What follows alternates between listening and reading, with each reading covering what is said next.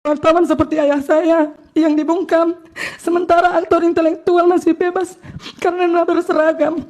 Perkenalkan, saya Eva Meliani Bru Pasaribu, anak dari almarhum Riko Sempurna Pasaribu, yang merupakan korban pembunuhan berencana dalam pembakaran terhadap seluruh keluarga saya. Tidak hanya ayah, ibu, adik, dan anak saya juga ikut tewas dalam kejadian tersebut.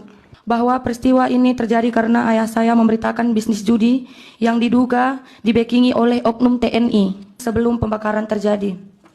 Dalam pemeriksaan dan bukti-bukti yang telah ditemukan, terungkap bahwa ayah saya didatangi oleh Koptu Herman Bukit yang meminta agar ayah saya menurunkan atau meng-take down berita terkait bisnis judi. Mengetahui semua dugaan keterlibatan Koptu Herman Bukit dalam peristiwa ini, kami pun membuat laporan di Puspom Angkatan Darat Jakarta.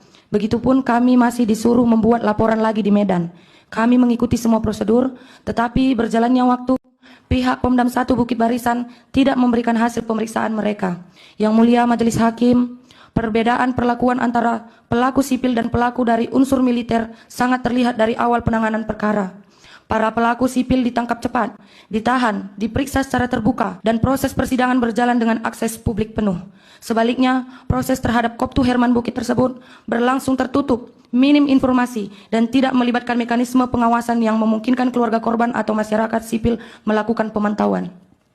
Keadaan ini menimbulkan kekhawatiran mendalam sekaligus luka hukum bagi saya sebagai korban, karena menunjukkan bahwa ketika seorang pelaku berasal dari institusi militer, proses hukum seolah berada di luar jangkauan kontrol publik. Berbeda dengan jika pelakunya seorang warga sipil, bagi saya merupakan bukti nyata terjadi ketimpangan perlakuan hukum. Ketimpangan ini tidak hanya merugikan keluarga korban, tetapi juga merusak kepercayaan publik terhadap sistem peradilan dan upaya negara dalam melindungi kebebasan pers. Bahwa dengan bukti keterlibatan sebesar apapun, Koptu Herman Bukit masih bebas dan menjalankan tugasnya, digaji oleh negara. Saya memohon kepada Yang Mulia agar keadilan tidak padam seperti api yang telah merenggut nyawa keluarga saya.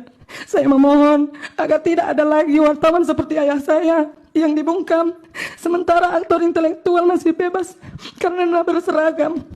Saya berharap ke depannya setiap kasus yang terlibat atau diduga melibatkan oknum TNI tidak lagi dibedakan dengan orang sipil, sehingga korban seperti saya dapat benar-benar merasakan keadilan. Karena ini adalah harapan terakhir saya, Yang Mulia. Saya sangat-sangat bermohon kepada Yang Mulia Majelis Hakim sekalian agar dapat mempertimbangkan permohonan saya, anak sebatang kara ini, dalam mencari keadilan.